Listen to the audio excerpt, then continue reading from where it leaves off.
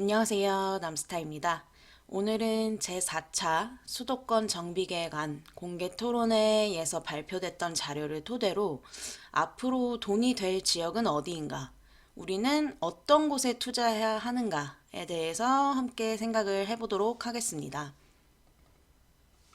보시면 11월 12일에 이제 국토연구원에서 제4차 앞으로 나오게 될 제4차 수도권 정비 계획에 대해서 미리 공개를 하고 토론을 하는 시간을 가졌었습니다. 그 토론회에서 공개된 자료를 볼 건데요. 지금까지는 제3차 수도권 정비 계획이 나와 있었고 이제 제4차가 나올 시기가 됐고 그 전에 미리 이런 자리를 마련해서 시민들 의견도 들어보고 수정해야 될 부분은 없는지 이제 공개를 하는 자리이고요. 여기서 크게 달라지진 않습니다. 보통 이렇게 최종 보고서가 나오기 전에 계획안이라는 걸 발표를 하는데 거기서 최종 보고서가 뭐 큰 틀이 바뀌거나 하진 않기 때문에 해당 자료를 보는 것만으로도 제4차 수도권 정비 계획이 어떻게 계획되겠구나라는 것을 알 수 있기 때문에 보도록 하겠습니다. 제4차 수도권 정비 계획을 수립하게 된 배경에 대해서 언급을 하고 있는데요. 이제 제3차 수도권 정비 계획이 기간이 2020년까지였기 때문에 계획 기간이 끝났죠. 그래서 이제 다음 제4차가 나와야 될 시기가 됐고, 또 지금 우리나라가 저성장, 고령화, 인구 감소, 4차 산업혁명 등 급격하게 좀 여건이 변화되고 있기 때문에 이런 상황에 대응할 수 있도록 이제 관리 방향 마련이 필요하기 때문에 이런 계획을 수립을 하는 거고요.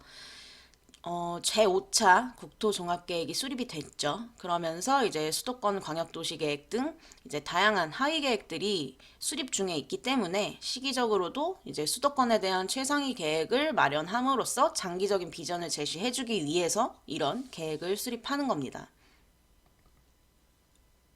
수도권 정비 계획은 수도권 인구 및 산업의 집중을 억제하고 적정하게 배치하기 위해서 관계 행정기관장의 의견을 들어 국토교통부 장관이 수립하는 계획입니다.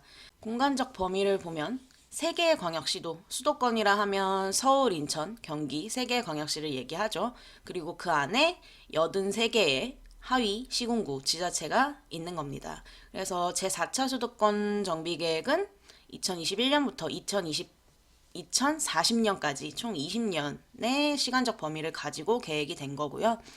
그 안에 이제 뭐 인구와 산업을 어떻게 배치할 것이냐, 뭐 권역을 어떻게 구분하냐, 인구 집중 유발 시설을 또는 개발 사업을 어떻게 관리할 것이냐 등의 내용을 담게 됩니다. 보시면 계획, 성격 및 위상에 대해서 나오는데요. 제가 계획을 정말 많이 강조를 하죠. 그 이유는 이제 모든 개발은 계획대로 됩니다. 개발이 뭔가요? 결국 투자자 입장에서 개발이 돈이죠. 그렇기 때문에 미래에 어떤 개발이 있을 것인가를 알려면 당연히 계획을 알아야 하고 계획을 보면 돈이 되는 지역이 보이는 거죠. 우리나라 이제 개발의 계획에는 최상위 계획인 국토종합계획이 있습니다. 그래서 상위 계획인 국토종합계획과 연계해서 장기적인 국토정책 방향의 정합성을 유지하면서 수도권의 최상위 계획인 게 바로 이 수도권 정비계획인 겁니다. 가장 최상위 계획이 국토종합계획이고요. 그 아래에 이제 무수히 많은 하위 계획들이 있는 거고, 이 하위 계획들은 우리나라 최상위 계획인 국토종합계획의 방향을 벗어날 수 없는 겁니다. 그리고 수도권 정비계획은 우리가 흔히 보던 화성시 도시기본계획, 뭐 평택시 도시기본계획, 경기도계획, 뭐 서해안권 발전종합계획 등 여러 계획이 있었잖아요. 그런 모든 계획의 또 최상위 계획이라고 생각하시면 되겠습니다. 그래서 우리가 수도권 정비계획 제4차가 어떤 방향으로 흘러가는지 보기 전에 지금 최근에 발표됐던 제5차 국토종합계획의 큰 방향이 뭔지 한번 짚고 넘어가면 더 좋겠죠. 그래서 제5차 국토종합계획을 아주 간단하게 요점만 살펴보도록 할 건데요. 본안은 따로 있습니다. 최종 보고서는 따로 있는데 저는 지금은 이제 간략하게 요점만 설명을 드릴 거기 때문에 지금 제4차 수도권 정비계획 공개 토론을 했듯이 제5차 국토종합계획도 최종 보고서를 발표하기 전에 이제 공청회를 했었습니다. 거기서 간단하게 요점만 정리해 놓은 제5차 국토종합계획안 을 토대로 한번 말씀을 드릴게요. 국토종합계획은요, 헌법과 국토기본법에 근거한 최상위 국가공간계획입니다. 모든 하위 계획의 근본이 되어주는 최상위 계획이기 때문에 국토종합계획을 알아야 어떤 우리나라 전체 개발 방향이라든지 앞으로의 정책들의 흐름을 파악하실 수 있는 거죠. 지금 1차부터 시작해서 현재 5차까지 계획이 되었고, 많이들 물어보시는 게, 그러면 지나간 차수의 계획들은 다 무산되고 제5차의 계획만 중점적으로 보면 되는 것이냐? 그런 게 아닙니다. 그래서 정권이 다 바뀌었죠. 지금 1차 시작된 게 1972년부터 계획이 돼서 지금 2040년까지의 계획이 나와 있는 건데, 이 중간중간 이제 많은 정권이 바뀌고 했어도 이런 국토종합계획, 큰 틀의 계획의 방향성은 바뀌지 않는다는 것. 그리고 1차, 2차, 3차, 4차를 오면서 1차에서 2차로 넘어가면서 1차의 내용이 싹 사라지고 2차가 새롭게 태어나고, 2차에서 3차로 넘어가면서 2차의 내용이 싹 사라지고 3차가 새롭게 개발되고, 이런 게 아닙니다. 다 연계되고 2차에 나왔던 계획이 3차, 4차에 되면서도 계속 쭉 이어져 가는 거기 때문에, 저 같은 경우에는 지금 뭐 GTX라든지 큰 틀의 개발 계획이 많이 포함되어 있던 제4차 국토종합계획 정도는 정독하시면 부동산 투자를 함에 있어서 많은 도움이 되실 거라고 생각을 하고 말씀을 드리고 있습니다. 하지만 지금은 이제 제5차 국토종합계획이 나온 상태이기 때문에 이 내용에 어떤 방향성이 있는지 간단하게 말씀을 드릴 건데요. 가장 핵심은 이겁니다. 인구 감소와 국토공간 구조 변화. 아시다시피 우리나라는 지금 저출산, 고령화 문제가 심각해지고 있죠. 그리고 실제로 인구 감소가 시작된 나라 중 하나고요. 그래서 인구 감소 지역이 2040년이 되면 전 국토의 반 이상, 52.9%가 될 거라는 전망이 나오고 있는 상황입니다. 그래서 뭐 기사 같은 거 보셔서 아시겠지만 앞으로 사라지는 도시가 생길 거다라는 예측까지도 나오고 있는 부분이죠. 지금 보시면 이 2040년 인구 증감 지역을 보기 좋게 이렇게 표로 만들어 놓은 자료가 있어요. 조금 확대해서 보여드리면, 자, 파란색이 인구 감소가 될 지역을 예측해 놓은 곳이고, 초록색이 인구 유지, 그리고 빨간색이 인구가 증가할 지역을 예측해서 표시해 놓은 겁니다. 국토연구원에서 조사를 한 거고, 보시면 거의 반 이상이 파란색 인구 감소 지역이고, 심지어 서울시, 여기 서울시죠. 서울시도 인구가 감소할 거라고 예측이 되고 있죠. 그리고 이쪽 강원도 쪽 일부 지역들은 초록색으로 이제 인구가 유지 정도는 될 거다라고 예측이 되고 있는 거고, 인구가 늘어날 곳은 지금 어디로 표시되어 있나요? 거의 수도권 지역입니다. 수도권과 이런 서해안 일부 지역들에만 인구가 증가할 거라고 예측이 되고 있는 상황이죠. 이게 왜 키포인트라고 얘기를 하냐면요. 부동산 투자에서 가장 중요한 게 뭔가요? 인구입니다. 울산, 창원, 거제 이런 곳들이 엄청난 부자 도시로 성장을 할 수 있었던 건 기업이 들어가면서 일자리가 생기고 그 일자리 찾아 모여든 인구 때문에 큰 도시로 성장을 할 수 있었고, 그러면서 그 과정에서 많은 부동산 가치 상승이 있었죠. 근데 지금은 그런 산업 경기가 빠져나가면서 일자리가 줄어들고 인구가 유출되니까 부동산 시장도 같이 타격을 입는 모습을 우리는 다 알고 있다는 거죠. 결국 내 땅의 가치, 내 아파트의 가치, 내 건물의 가치를 올리는 건 인구고 수요입니다. 그럼 부동산 투자의 기본은 앞으로 인구가 늘어날 지역을 보셔야 하는 거예요. 그럼 이 표 하나만 봐도 우리가 왜 수도권, 서해안권에 집중을 하고 있는지 확연하게 보여주는 자료인 겁니다. 그래서 제5차 국토종합계획에서는 우리나라 국토 공간을 어떻게 구상할 것인가 앞으로 그동안 이제 중앙정부 주도의 획일적인 전략 개발이었다면 이제 인구 감소, 저성장 등 시대에 맞는 능동적이고 유연하게 대응할 수 있는 분권형 스마트 국토를 실현하겠다는 계획을 가지고 있습니다. 이 말이 뭐냐면 결국 수도권은 계획적으로 성장을 관리하고 지방에 있는 대도시권들은 중추 거점으로 육성을 한다는 겁니다. 결국 또 나오는 얘기가 바로 거점이죠. 그래서 제가 정말 여러 번 말씀드렸지만 앞으로는 지역의 거점이 될 수 있는 곳들 TOD 개발 기억나시나요? 대중교통 지향형 개발. 그래서 어차피 이제 인구 감소 시대입니다. 무분별한 개발은 필요가 없어요. 그래서 지금 정부에서 하고 있는 게 뉴딜, 재개발, 재건축. 더 이상 옛날처럼 우후죽순 개발이 될 일이 없다는 거죠. 그러면 앞으로의 개발은 어떤 형태가 될 것이냐? 그게 바로 집약적인 도시공간 조성입니다. 그래서 옛날에는 이렇게 무분별하게 도심이 있고 그 주변에도 막 난개발이 됐었다면 이제는 그런 무분별한 개발은 필요가 없다. 공간 집약적인 개발로 거점 지역을 만들고 그 주변 개발은 교통축 보이시나요 여기? 교통축 그리고 녹지 자연공간 비율이 넓어지는 겁니다. 결국 이 그림 한 장으로 알 수 있는 게 바로 TOD 개발인 겁니다. 교통 결절점, 교통 거점 중심으로 아주 컴팩트하게 개발을 하고 교통축 따라서 개발되는 거고 지금 최근에 개발되고 있는 도시들이나 3기 신도시 같은 경우도 마찬가지고 녹지 비율이 상당히 높아지고 있죠.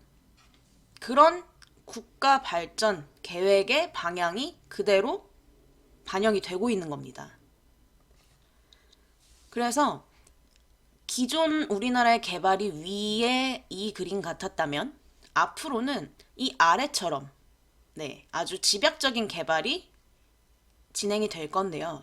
이것만 봐도 알 수 있는 게 아무데나 샀다가는 이렇게 녹지, 자연공간으로 절대 개발되지 않는 입지의 땅을 사시게 될 확률이 높다는 겁니다. 그래서 더 교통 결절점, 거점 지역들 그런 축소적인 입지를 파악하셔야 된다는 거죠. 이래서 제가 꼭 계획을 봐야 한다고 말씀을 드리는 겁니다. 다시 수도권 정비 계획으로 와보면 이제 수도권 정비 계획 자체가 수도권 내에서 다른 법령에 따른 토지 이용 계획 및 개발 계획에 우선되며 그 계획의 기본이 되는 계획입니다. 그리고 그 위에 있던 최상위 계획이 우리가 방금 확인하고 온 국토종합계획인 거고요. 국토종합계획의 방향을 봤죠, 우리가. 거점 지역.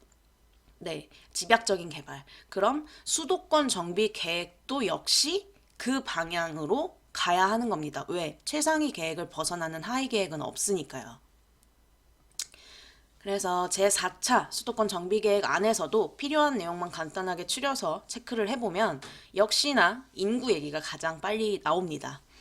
수도권의 인구 비중은 지속적으로 증가해서 20년에는 50% 초과를 예상하고 있고 인구 감소기에도 증가할 전망이라고 얘기를 하죠. 제5차 국토종합계획 자료에서 보여드렸듯이 앞으로 인구가 증가할 지역은 수도권. 그래서 제가 수도권 하는 겁니다.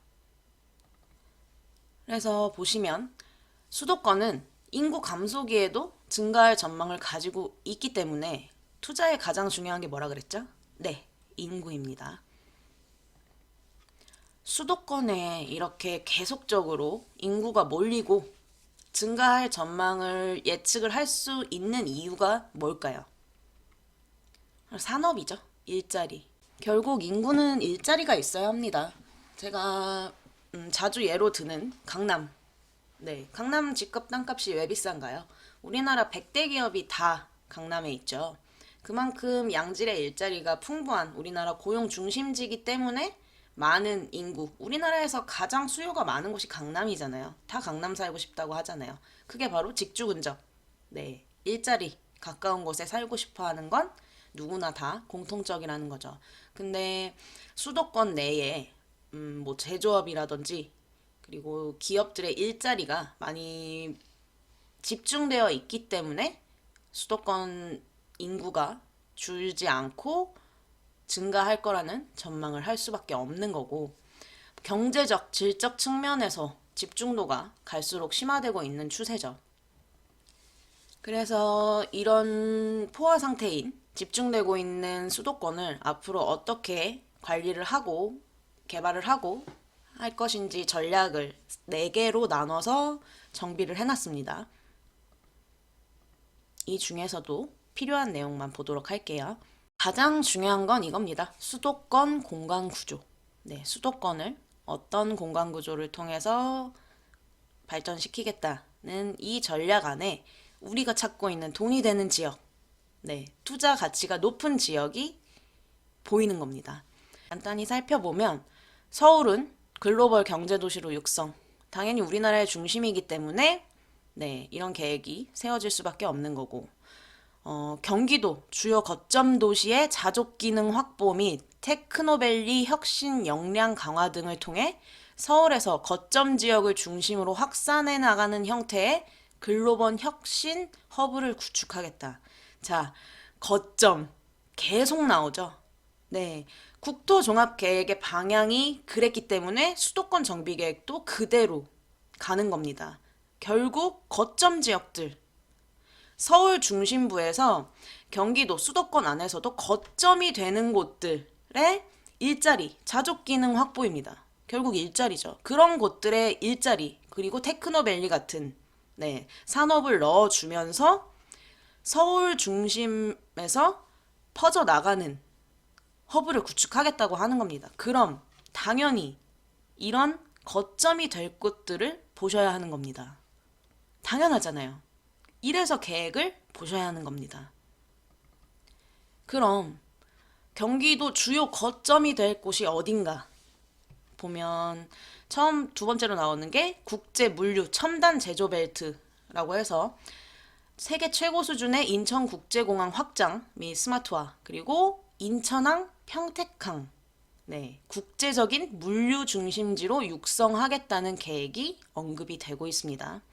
그리고 수도권 남서부, 기계 및 전기, 전자산업 집적화 추진, 첨단화 등 산업 고도화를 통해 첨단 제조업을 도약시키겠다는 계획도 있고, 인천 서부 지역은 로봇, 소재부품 바이오 등 혁신형 제조업 유치 지원, 그리고 혁신 역량 확대를 도모하겠다라는 물류 첨단 제조 벨트에 대한 계획이 분명히 나와 있고, 조금 이따가 다시 한번 언급을 하겠습니다. 세 번째가 이제 스마트 반도체 벨트라 그래서 경기 남부 반도체 등 스마트 제조업 부문의 집적 연결을 통한 특화벨트 구축. 그래서 용인 반도체, SK 하이닉스 알고 계시죠? 네, 클러스터를 신규 조성해서 반도체 산업 거점 마련 및 수원, 화성, 평택, 이천들의 연계 기능을 강화하겠다. 수원 알고 계시죠? 삼성전자 있고, 화성에도 지금 동탄 기능 나노시티가 자리를 잡고 있고, 평택에 고덕 삼성 반도체 공장이 있고, 이천에 SK 하이닉스가 있죠. 그래서 스마트 반도체 벨트가 바로 경부축, 제가 항상 얘기하는 경부축의 네, 반도체 산업 클러스터를 얘기하는 겁니다. 제가 경부축 말씀드리면서 반도체 공장 들어간 곳, 즉 지금 경부축 라인 반도체 공장은 다 삼성이죠. 그래서 경부축에서 삼성 반도체 공장 들어가면서 개발 안 된 곳이 없다고 항상 말씀을 드리는데요.